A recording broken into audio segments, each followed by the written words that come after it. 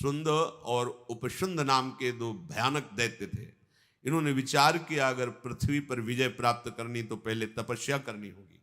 वो जितेंद्रीय रह करके दोनों भाइयों ने भारी तपस्या की, मंत्र जाप करते हुए कष्टमय जीवन। भगवान ब्रह्मा जी प्रसन्न हुए। ब्रह्मा जी ने कहा वरदान मांगो। उन्होंने कहा मैं अमर हो जाऊं। बोले असंभव, ये नहीं दे सकता, और कुछ मांगो। तो उनका मन में विचार किया कि हम दोनों भाइयों में बहुत प्रेम है, हमारा संकल्प भी एक बनता है, हमारी चेष्टा भी एक होती। तो उनका यदि मृत्यु हो तो हम दोनों से ही परस्पर हो, और तुम्हारे किसी अस्त्र शस्त्र मंत्र से। बोले ये दे देंगे। तथास्तु।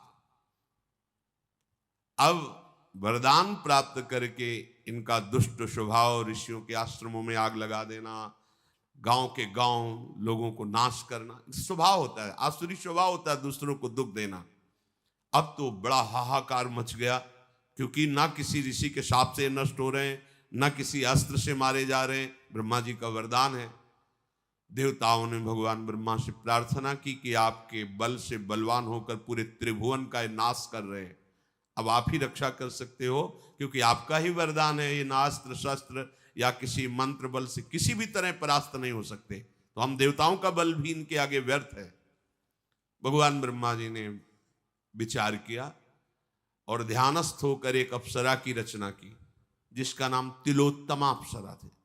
मतलब एक तिल देख लो तो मोहित हो जाओ, इतना सुंदर शरीर। तिलोत्तमा ने प्रकट होकर प्रणाम किया, क्या सेवा करें? जाओ शुंद उपशुंद में बैर प्रकट कर दो। अभी गई अभी आई। ये दोनों मदिरापान किए हुए बैठे हुए थे। अचानक एक गेंद पास आई, तो गेंद फेंकने वाले पर दृष्टि की तो तिलोत्तमा जी देखते ही होश उड़ गए। देव अप्सरा भी ऐसी आज तक नहीं देखी थी। तिलोत्तमा जी ब्रह्मलोक में रचना हुई, भगवान ब्रह्मा ने रचना ही इसीलिए की थी। दोनों दौड़े और दोनों एक साथ हाथ पकड़े, एक दाहिना एक बाएं। बड़े ने कहा छोड़, तेरी मां के समान पवित्र है, तेरी भाभी, मैंने पहले वरण किया। तिलोत्तमा जी ने छोटे की तरफ देखकर छोटे ने कहा गलत बात, आज तक हमने आपकी आज्ञा उल्लंघन नहीं की, ये आपकी अनुज वधू है, आपको देखना भी नहीं चाहिए। नहीं तुम्हारी बड़ी, वो नहीं तुम्हारी, आपस में शुरू हुआ। तिलोत्तमा दोनों की तरफ देख के मुस्कुरा दी। अच्छा तुम सुंदरी बताओ किसका वरण करना चाहती हो?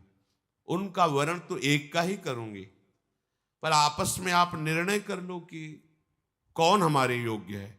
बड़े ने कहा मैं सर्वगुण संपन्न तुम्हारे योग्य हूं। छोटे ने कहा हमारे बल से ही तुम विजयी हो रहे हो। तिलोत्तमा ने कहा देख लो, आप लोग देख लो।